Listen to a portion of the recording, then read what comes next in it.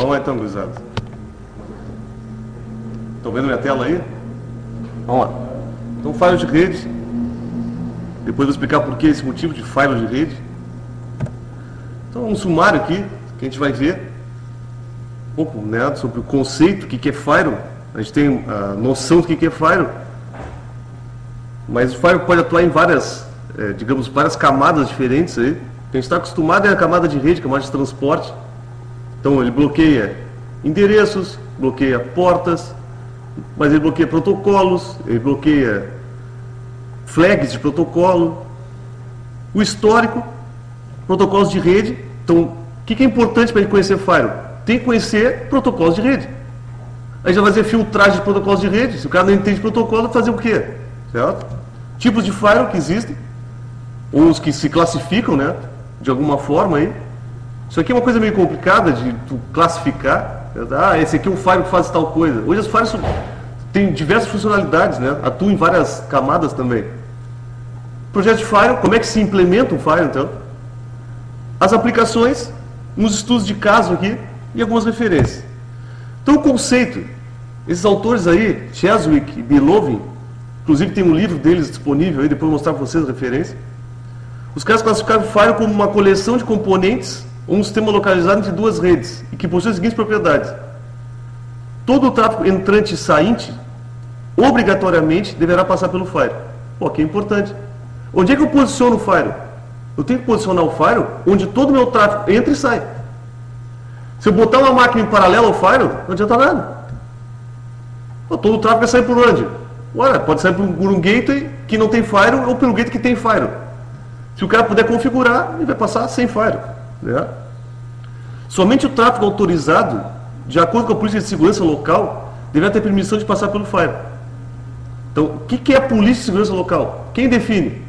Nós definimos. Ou a política da empresa? Ah, não pode acessar MSN. Como é que tu garante isso aí? Bom, tu vai ter que ter uma forma de evitar que o cara faça isso. Se essa é a política de segurança. E o próprio firewall deve ser imune a invasões. Pô, também não adianta nada. Se eu estou confiando o meu tráfego de rede em cima de uma máquina e ela não é confiável. Bom, então o objetivo principal é prevenir que usuários não autorizados acessem recursos na rede interna, então os caras de fora para dentro, e que acessem recursos externos indesejados, então que os usuários não possam acessar coisas que eu não quero. Um pouco do histórico aí, de onde começou esse negócio. Então, em 87, 88 aí, foi publicado um artigo pela empresa Digital sobre o modelo de filtragem de pacotes. Esse stateless é o seguinte, vou explicar para você mais para frente aqui, mas o stateless, o firewall, ele tem que ter uma regra de entrada e uma regra de saída. Tipo, saiu um pacote dentro da minha rede com destino à porta 80. Eu libero. Quando ele volta, eu tenho que fazer a regra de volta também. Pô, troço meio burrão, né? Eu tenho que duplicar minhas regras. O que é não guardar o estado? Pô, se saiu pela minha interface interna e eu permitir, quando vem um tráfego de retorno, tem que estar liberado automático. O stateless não faz isso. Né?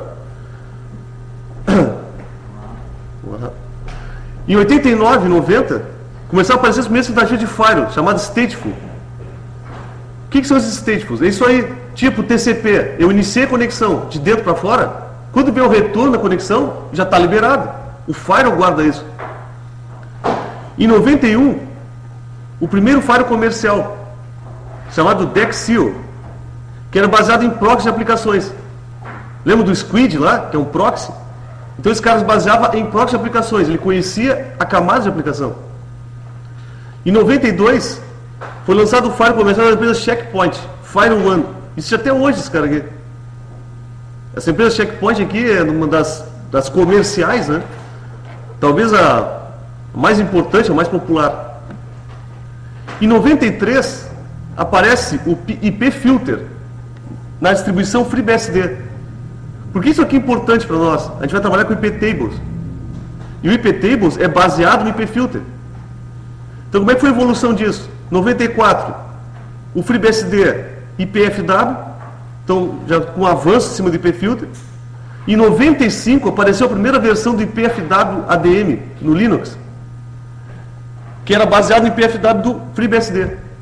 Então veja, o firewall do Linux é baseado no FreeBSD.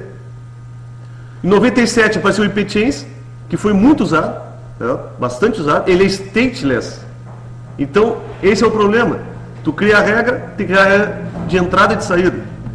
Em 98, com o kernel 2.4 do Linux, apareceu o IP-Tables. É o que tem até hoje. É o que ficou. Importante fato aqui histórico. Em 88, aconteceu algo na área de segurança de redes muito importante. Alguém sabe o que é? O que aconteceu aqui? Em 88? Em 88 apareceu, ou foi, digamos, criado, o Worm, Internet Worm, que ficou com o nome de Morris Worm. Um cara, um guri, criou um worm que se propagava entre os hosts da internet usando algumas falhas do send-mail e do serviço Finger. E o negócio começou a se espalhar e a internet ali na época parou, sei lá, quase 50% das máquinas. Aí os caras começaram a se ligar. Tia, mas a internet não é uma forma, todo mundo é amiguinho. Né? Se um cara fizer um troço desses aí, derruba tudo. Então vamos parar com esse negócio, vamos começar a pensar em segurança. Porque antes disso aí, tudo era aberto. Quer se conectar ali na minha máquina? Tranquilo, estamos aí, ó. Pega aí o meu IP, toma a minha senha, entra aí. Ah, tu quer ver se o fulano está logado na máquina? Ah, tranquilo, dá esse comando aqui, tu vê. Então eles começaram a pensar na parte de segurança, né? E até então, e até hoje tem esses problemas. TCP/IP não foi criado para segurança. Então aqui tem no museu o disquete com código-fonte desse worm, né? Desse verme. Hoje a gente conhece esse worm aí, tem espalhado diversos tipos, né? O que ele faz? Ele infecta uma máquina, se replica e infecta a outra. Só que tinha um bug nesse cara aí, e ele começava a reiniciar as máquinas, usar 100% de uso de CPU das máquinas. Aí você vai começar a perceber. Era só um brinquedo, certo? Era uma brincadeira. Esse cara aqui foi o primeiro cara, vamos dizer assim, a ser, sei lá, publicamente repreendido por causa disso. Ele não foi preso, certo? Teve uma multa, parece, não sei se foi revertida alguma coisa, aí, trabalho voluntário, sei lá. Mas depois disso aí, em 88, começaram a ter ataques propositais, né? O cara fazia um ataque, foi sem querer. Não cabia mais essa, como hoje não cabe. Aqui uma evolução, uma linha de tempo, mostrando como é que começou esse negócio. O mais básico, filtro de pacotes. Esse é o mais básico. E depois começa, então, o uso com proxies, né? Usando na camada de aplicação, usando stateful, e por aí vai. Então, os tipos de firewall. Stateless, filtragem de pacotes, então o troço é bem burrão. Passou um pacote com destino a porta 80, libera. E está voltando o pacote que tu liberou na entrada aqui. Se não tem uma regra, ele bloqueia. O stateful, ele faz diferente. Se tu saiu por uma interface liberando, quando retorna o tráfego dela, dessa mesma conexão, ele libera. Pô, muito mais simples de fazer firewall. Proxy de aplicação. Então, filtra de acordo com a camada de aplicação. Aqui entra e-mail também.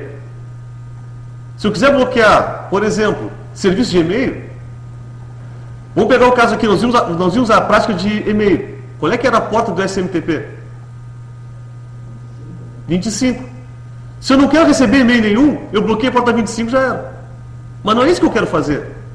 Eu quero bloquear spam. Como é que eu faço bloquear spam? Eu vou ter que analisar o cabeçalho do e-mail. Ah, esse fulano aqui, esse aqui é spam. E esse outro? Não, esse outro não. Então tu vê como o firewall de pacotes não serve para isso.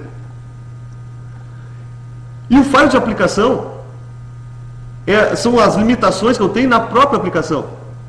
Tipo, no Apache, nós não fizemos práticas com o Apache lá liberando para IPs. Lembram disso? A gente botava lá allow from tal coisa, deny from tal coisa. Então a própria aplicação tem isso. Aqui outra taxonomia, né? Uma outra classificação. Tem os firewalls pessoais também, né? Isso aqui foi uma epidemia, aconteceu aí no Windows XP, principalmente. Né? Começaram a aparecer vários firewalls pessoais. E aí tem outros aqui, firewalls de rede, né? Por que esse aqui não é de rede, esse aqui é pessoal? A gente falou no início ali. O pessoal, eu estou fazendo uma limitação na própria máquina. E o de rede, eu estou segmentando duas redes.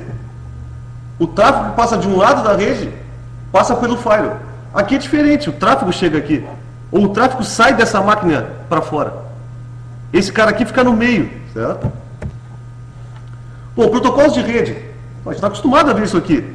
O que é importante a gente saber? Onde é que atua o firewall? Nos endereços de IP, endereços de origem e destino, portas de comunicação, protocolos. Então eu posso fazer uma regra do tipo, eu não quero protocolo DP. Não, eu não quero protocolo DP da porta 53. Não, eu não quero protocolo DP da porta 53 e do IP 192.168.200.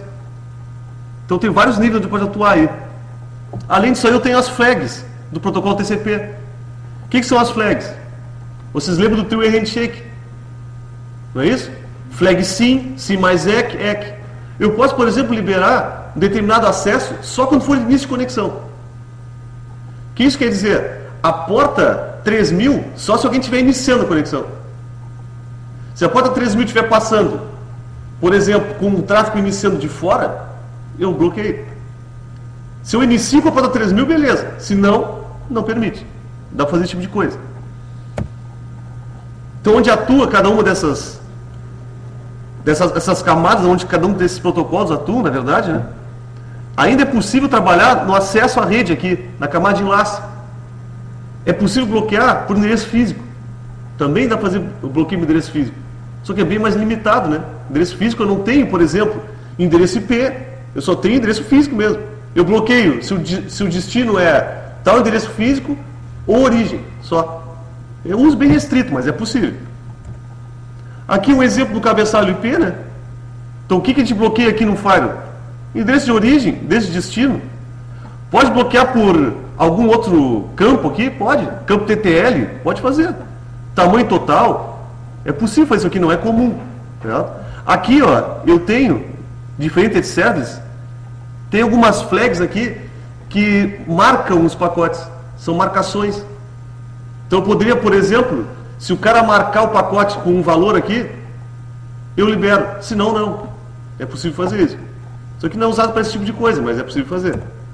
O ICMP, tipo, eu quero bloquear ping. Mas eu não quero bloquear, por exemplo, trace route. É possível? É. Eu vou trabalhar aqui, ó. Tipo e código. Eu vou trabalhar nesses dois caras aqui. Tem uma série, tem uma tabela que define, ó. Tipo 8, código 0. É requisição de ping. Tipo 3, código 0. É o reply, é a resposta. O UDP. O UDP é bem simples, né? Eu tenho porta de origem, porta de destino. Posso fazer pelo tamanho? Até pode, mas normal é trabalhar com as portas. Protocolo TCP, eu já tenho esses flags aqui, ó, que eu posso usar nesses bloqueios. Não são casos assim tão triviais, certo? A maior parte das vezes, tu vai trabalhar somente com as portas de origem e destino. Bom, projeto de firewall. Políticas de regras. Primeira delas, que é a ideal, vamos dizer assim. O que não é expressamente permitido é proibido. Então a tua regra de firewall começa assim, ó. Tudo está bloqueado. Tudo bloqueado. O que tu quer liberar, tu vai botando regras. O que tu não botar explicitamente liberado, vai cair no bloqueio. É mais difícil fazer isso aqui? Não, não é mais difícil. Certo? A longo prazo, é mais fácil trabalhar com isso aqui. Só que o problema é que tu tem que conhecer as tuas aplicações da tua rede. Né? Se tu não conhece as aplicações da tua rede, como é que eu vou liberar o acesso ao sistema da prefeitura? De que porta usa esse troço? Sei lá. Aí teu usuário vai reclamar. Ah, não funciona nada nesse negócio aqui. Aí tu vai ter que ir lá botar um Wireshark, um TCP dump, ou ir lá na aplicação do cara, ver qual é a porta que ele usa, e aí liberar explicitamente para aquela máquina. Porque tem vários fatores aqui. Eu posso liberar, por exemplo, para toda a minha rede, um determinado serviço, uma porta.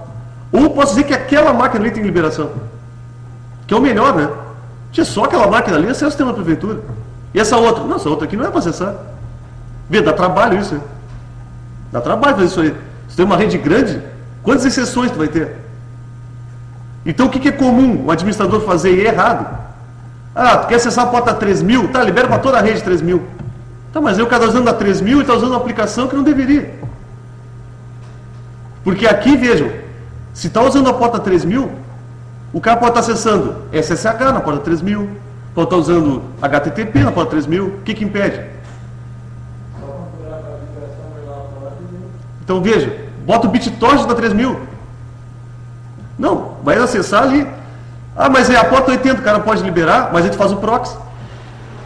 Tu já limita o cara. Se ele sair pelo 80, ele não vai conectar na aplicação do cara, vai passar pelo proxy de HTTP. E tu já mata o cara ali. Então dá para ir fechando, certo? A outra política é a seguinte: o que não é expressamente proibido é permitido. Qual é o efeito disso aqui? Não, libera tudo, mas eu quero bloquear, por exemplo, um determinado serviço. Dá mais trabalho isso aqui? Eu acho que dá. Primeiro é o seguinte: daqui a pouco tu vai ter esse caso aqui, ó, híbrido, que vai acontecer mesmo nesse outro aqui. Acontece aqui, só que muito menos. Daqui a pouco teu file é uma bagunça.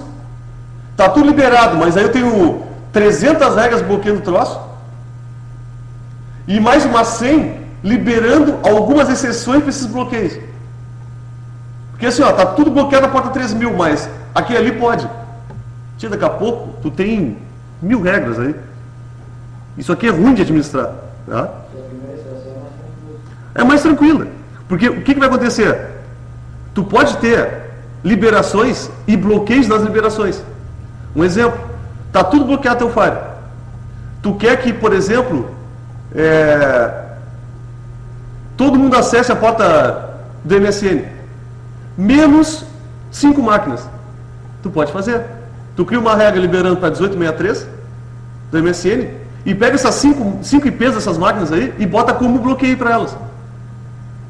Então tu vê, tu tem 5 caras que não podem, os outros podem. Isso vai acontecer, certo? Então não é assim, ó, uma barbada, libera todo mundo. Tu tem que também fazer essa administração, só que é menos problema. No zoneamento, o que é esse negócio?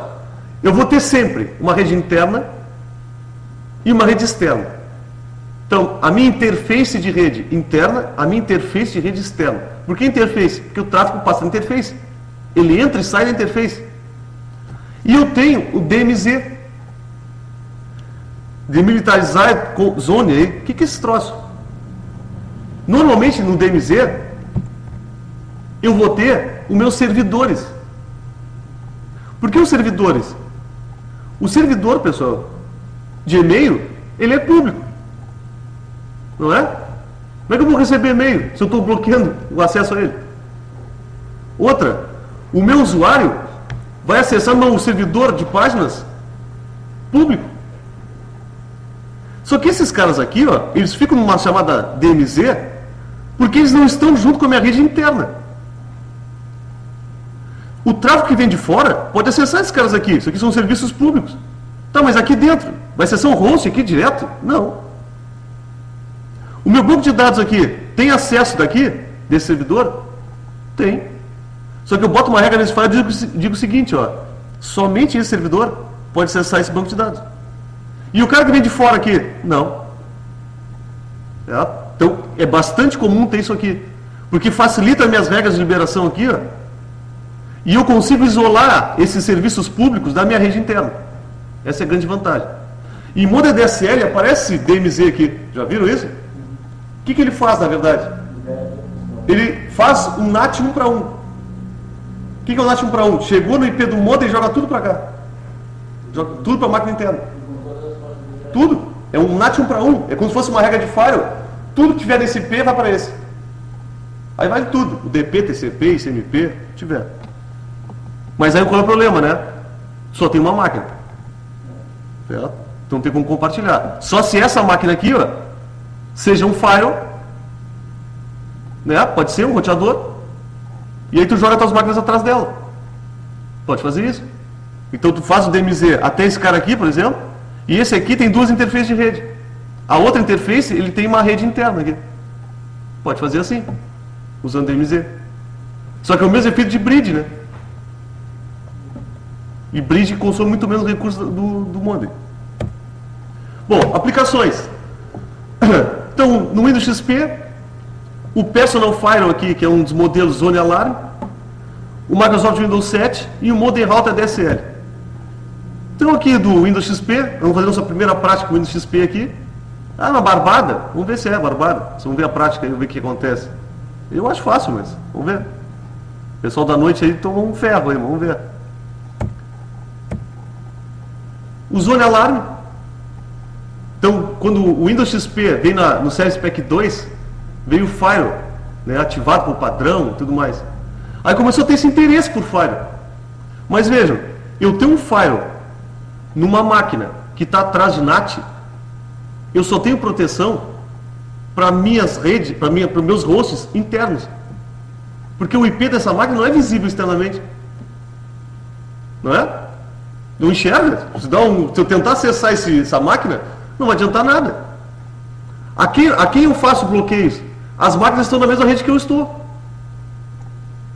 Tipo, essa máquina aqui está com Firewall, certo? Do laboratório. De fora, ela não é visível. Agora, essa máquina aqui pode estar infectada com alguma coisa, tentando infectar aquela ali. Tudo bem. Aí tem validade. Mas, fora isso aí, tinha sentido quando era linha de escada. Porque o teu IP válido caía na máquina. Né? Tu recebia o IP válido da tua máquina. Aí sim, aí tu estava aberto à internet. Aqui o caso do Windows 7, melhorou muito o Firewall. Certo? Até porque o Windows XP, o Firewall dele só bloqueia tráfego entrante. Quando acessam a tua máquina. Tráfego sainte não. Então se tu está infectado com alguma coisa, mandando na porta 3000, uma festa. Ele não fica uma porta em escuta. Ele acessa para fora. Então o XP ele é bem limitado. Então veja que no Windows 7 começa a aparecer uma série de outros recursos aqui, como regras de entrada, regras de saída. Aqui tem um exemplo, né? E veja que todos os casos, ó, o que aparece? No caso do Windows, aparece o nome do software, né? Nome da aplicação. Mas na verdade são portas.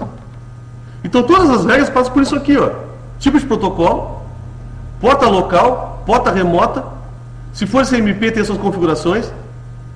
Depois, esse escopo aqui mostra quais são os IPs que está bloqueando. Quero bloquear a porta 80 dos IPs tal.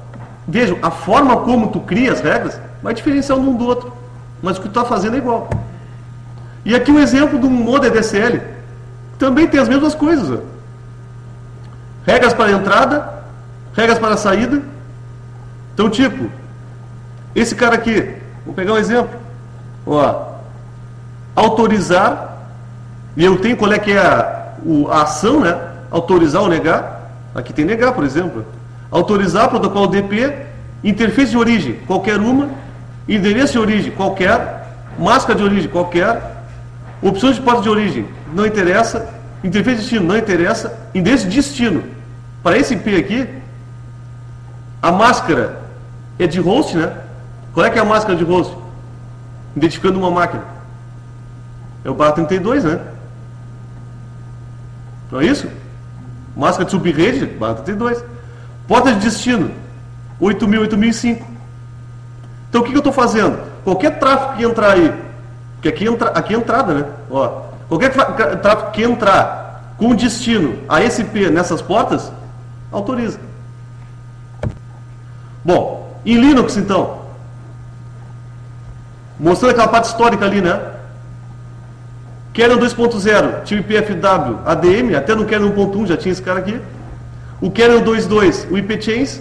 E no Kernel 2.4, 2.6, e o que vier por aí, vai ser IP Table. Vou mostrar como é que funcionam essas regras aqui. No FreeBSD, tem essas variações aqui. Atualmente tem esses dois caras, ó, IPFW e IPF. O file do FreeBSD é bem interessante. A gente vai fazer uma prática aí, usando uma distribuição FreeBSD, que está aqui, ó, pfSense. Na verdade, nós vamos usar o MonoWall, certo? pfSense MonoWall, na verdade, MonoWall, ele é o projeto inicial, pfSense é uma atualização. Tu vê, um live CD de 60 MB. E ele é um file todo configurado via web. Bem legal esse cara aqui. Então aqui um exemplo ó, de regras com iptables. Veja que eu tenho módulos para iptables. Então eu tenho um módulo, por exemplo, para fazer log, um módulo para redirecionar tráfego, para fazer NAT. Aqui eu ativo o roteamento entre as interfaces. Aqui, na verdade, são as tabelas que ele cria. E aqui eu tenho ó, essas chains que ele chama aqui, que é entrada, saída e redirecionamento. E aqui é política. Ó. Tudo na entrada, drop. Isso aqui é P, ó, política. Tudo a saída, aceita. E tudo que passar pelo firewall, drop. A gente vai ver isso aqui. Mas vejam, aquela regra que eu mostrei para vocês ali, tudo que entrar aqui está bloqueado. Só que eu liberar vai ter acesso. E tudo que passar pelo firewall, isso aqui é um firewall de rede. Esse cara aqui é um firewall de rede. Então, o que passar de uma interface para outra, esse forward que atua. A gente vai ver depois como é que isso se faz. E aqui são umas regras, ó. Um exemplo. Vamos pegar esse cara aqui, ó. Libera acesso ao SSH e HTTP de qualquer IP externo. Ó, eu estou definindo a origem, ó. Origem é essa, ó. D destino. Para o IP 189.67.70.72. Então, iptables, que é o comando. "-a é para adicionar a essa chain aqui, certo? Forward. "-i é interface, TH0. Aí depende qual é a interface, de entrada e saída, tem que ver. O P é o protocolo TCP. Destino, o IP. Porta de destino, 22. E a ação, accept. Então eu criei uma regra que qualquer IP que vier usando o protocolo TCP, com destino esse IP aqui nessa porta, aceita. Como? E 80, certo? Acessa qualquer uma dessas portas aqui. Aqui, por exemplo, ó, um outro caso. Libera SSH para fora. Então, na interface TH1, que é interna, certo? Então aqui são máquinas internas saindo para fora. Origem, qualquer uma. Destino, qualquer um. Porta 22, aceita. Então todo o tráfego de SSH de dentro sai para fora. Ah, mas eu não quero que seja para qualquer destino. Muda os IPs aqui. Ah, não quero que seja qualquer origem. Muda aqui. Bom, a gente vai fazer prática sobre isso aqui. Aqui o exemplo do pfSense, que tu cria as regras ó, da mesma forma. Protocolo, origem, porta de origem, destino, porta de destino. O gateway aqui, se houver. Esse caso aqui, por exemplo, tu pode definir até o horário que libera essa regra aí. É. E aqui a ação, ó. É que isso aqui, o WAN, na verdade, é a definição das interfaces que tu cria aqui. Olha só, passa aqui o pass, que é o accept, block para bloquear e reject para rejeitar. Depois a gente vai ver a diferença desses dois caras aqui. Certo? Tem diferença. Os dois bloqueios, só que um retorna o porquê do bloqueio e o outro não.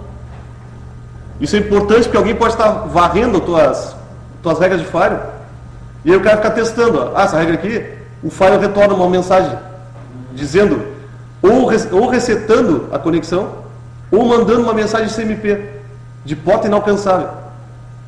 Aí o cara vai saber, opa, essa regra aqui está bloqueada. Certo? Então, para evitar isso, tu não retorna nada para o cara, dá timeout lá para ele. Aqui são algumas funções que tem essas distribuições aqui. Uma delas, que é um portal de captura. Então, um exemplo. Todo mundo que está atrás desse firewall tem que passar por ele para sair. Esse firewall está mostrando que a gente vai trabalhar. Eu vou mostrar o Monowall. Certo? O pfSense e o Monowall, eles são... Na verdade, o Monowall é o projeto original. Certo? E o pfSense os caras evoluíram ele. Mas tem as mesmas funcionalidades aí. Essas funcionalidades aí tem todas iguais. Não, tem tudo aqui. VPN, o que quiser. Bom, aqui um comparativo entre os firewalls, né? Olha só o WinXP aqui. Não. É horroroso, velho. Certo? Já o Windows 7 melhorou bastante. Mas tu vê, ele não é um firewall de rede, né? Apesar que o Windows 2008 aqui deveria ser, né?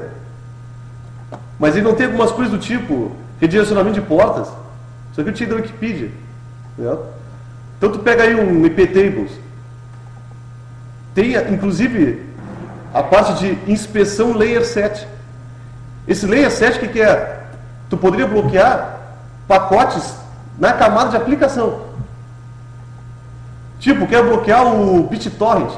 Eu identifico os pacotes de BitTorrent e ele bloqueia. Independe da porta. Só que para fazer isso aí, primeiro, tu tem que modificar o teu IP Tables e o teu kernel. E outra, isso aí consome recursos aos montes. Por quê? Porque tu tem que esperar remontar alguns pacotes para poder analisar. Haja máquina, né? Para fazer isso aí. O negócio da Cisco 5 falta de start. Aonde? Aqui? Com ACLs, né? Redirecionamento de IP. É que aqui na verdade é o seguinte, esse cara aqui, ele faz a modificação do IP. Tipo, o IP de origem é 10.0.0, aí ele modifica para 12. Tu pode fazer isso aí, pode modificar o pacote. Tu não modifica o conteúdo, modifica o endereço. Acredita que seja um source NAT. Faz o NAT na origem. Não sei, não conheço tão a fundo essa parte de direcionamento de IP na Cisco. Mas deve ser isso aí, com certeza. Bom, estudo de caso então aqui, só para mostrar para vocês qual é o impacto que tem colocar regras de firewall e passar o tráfego sendo confrontado com essas regras. Então, eu fiz um cenário de teste bem simples aqui. A pergunta era, qual o impacto da filtragem de pacotes e do NAT no desempenho das aplicações? Então, que cenário de teste eu usei? Usei um firewall com IP Tables, botei um Ubuntu ali, bem simples, né? Desktop, não modifiquei nada. Ferramenta JPF, para gerar tráfego. Interface a 10 megabits, só tinha essas em casa, certo? Não tem nada especial por ser 10. E o firewall roteador, um Pentium 3, 128 MB de RAM. Bom, e realmente, para firewall, sem problema. Aqui tem o JPF, né, que a gente está acostumado. Aqui o ambientezinho de teste. Então eu botei esse firewall de rede aí.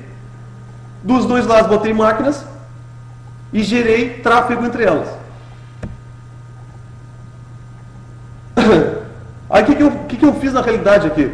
Eu fui modificando as regras de firewall, usando o NAT, usando o firewall do Windows, e fui testando o tempo, certo? E, na verdade, ficou só na largura de banda aqui. Olha só, PC 0, sem firewall, sem NAT, para o PC 1. Então, ó, PC 0 para o PC 1. JPF aqui. Largura de banda, 9,1 megabits por segundo. Ah, normal, é isso aí que tem que dar. Somente firewall do Windows, nada modificado. Somente NAT. Então eu fiz uma tradução ali com o NAT. Também não aconteceu nada. Firewall com 100 regras. Criei 100 regras de firewall. 9,1. PC 0 para PC 1, com 1000 regras. Já deu uma variação ali, 9,09. Com 5.000 regras, 8,38. E com 10.000 regras, 1,69. 10.000 regras é um exagero? É, pode ser um exagero. Vamos pensar o seguinte, eu estou trabalhando com 10 megabits em Pentium 3. O que é na prática? Eu tenho interface a 100 megabits, a máquina é boa? Ah, pode ser. Um Core 2 Duo, coisa assim. Mas 5.000 regras não é nada excepcional. Certo? Não é nada excepcional. Isso aqui, qual é o efeito? O pacote passa, é confrontado às regras. E vai passar pelas regras todas. Ah, não bateu nenhuma? Beleza. Então passa. Isso leva tempo. E isso aqui é bits por segundo. Então vai ficar o tempo ali parado fazendo, por exemplo, né, análise dos pacotes. Então o número de regras implica diretamente o desempenho das aplicações. Então não dá para botar regra. Ah, vai botando regra aí. Ah, eu acho que é isso aqui, vai botando. Tem que pensar. Né? Quanto menos regras, melhor. Claro, deve ser eficiente, né? Bom, outro estudo de caso aqui que a gente vai fazer logo em seguida, segunda prática. Firewall Builder. Esse cara aqui é um gerenciador de firewalls. Muito legal essa ferramenta aqui. O que ele faz? Ele é baseado em objetos. Então tu cria as interfaces nele, tu cria as redes, tu cria os hosts, tu cria os serviços. ele gera as regras. Então tu tem um ambientezinho gráfico ali que tu cria os objetos, aí tu chega no final e diz assim, ó, me gera a regra para o IPTable, isso aqui. Toma. Me gera a regra para o Cisco ACL. Me gera a regra para o IPFW. Está disponível para Linux, Windows, macOS, o código-fonte aberto para Linux. Só que para Windows a versão é paga. Então aqui, como é que funciona a interface dele, né? Caso aqui, criar um novo file. Que tipo de file tu quer? Ah, quero criar um IPTable. Tá bem. Aqui tem alguns templates, alguns modelos prontos já, né? A gente pode se basear nisso aqui para começar. Então tu vê, ó, olha como é que ele já cria aqui, ó. Interface externa, interface interna. Qual é o IP de cada um? Tu vê, aqui já está IP dinâmico, ó. Aqui, ó, tu cria nesse frame aqui do lateral, tu cria os objetos. Então, por exemplo, aqui criou TCP SSH, ó. Eu crio ele aqui. O que eu faço depois? Eu arrasto daqui para cá, ó. Qual é a direção? Entrada ou saída? Qual é a ação? Aceitar ou negar? Veja que aqui ele não está entrando em mérito se é o IPTables, se é o IPFW. Eu quero negar. Lá no IPTables é drop. Lá no IPFW é block, reject. Interessa. Certo? O mais legal disso aqui é o seguinte. Tu cria esses objetos aqui, tu vai com o botão direito em cima de uma linha dessas e manda ver a regra. Ele te mostra qual é a regra do IPTables. Então, para tu aprender IPTables, aprender um file aqui, é muito legal.